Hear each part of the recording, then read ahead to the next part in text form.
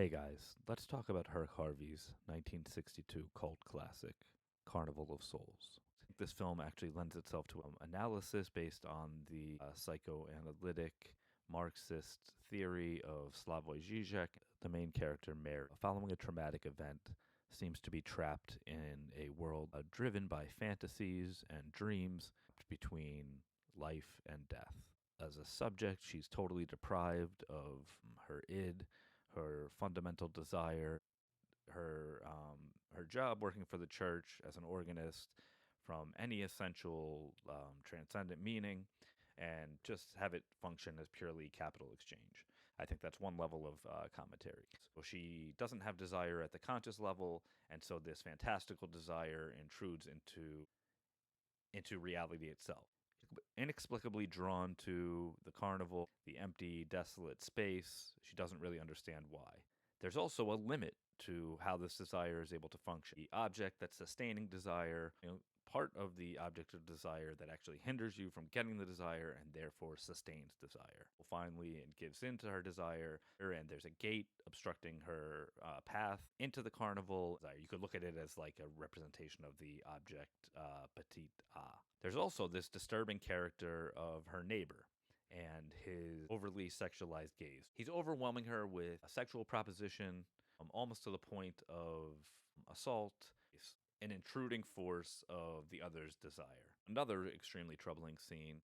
They go out to eat, and he essentially attempts to seduce her, and she is giving in to his seduction in order to not be left alone at the whim of the assault by these spirits that keep intruding into reality.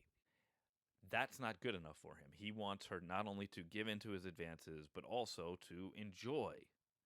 He wants to see that she actually wants to give in to his advantage. His desire is also to see the enjoyment in the other. This is another Lacanian point that you could go on and on about.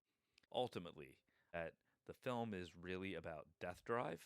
The fantasy of the carnival ends up, it's not just the carnival world of dreams that draw her in. There's also the nightmarish fantasies of her desire being manifested in real zombie characters that come back to life.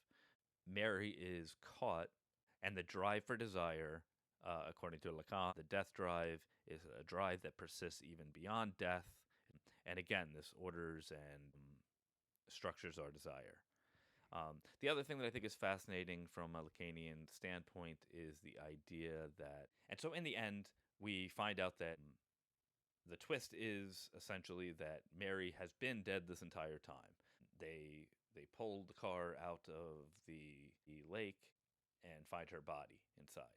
The world of desire that she's been caught in is literally the desire that persists beyond death. But this structured like a dream in the film, the reality breaks apart itself. Sound ceases. Mary enters a dreamlike state. No one can hear her speaking. She essentially becomes unrecognizable to the other people in her reality.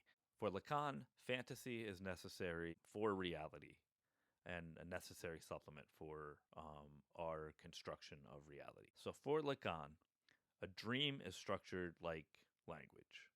And the ironic part is during these dream sequences that also exist within a dream, language is actually completely absent.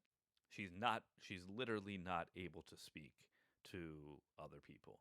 Um, and so I think that this is another point that could be explored from a Lacanian perspective, at least according to my knowledge of Lacan from reading Žižek.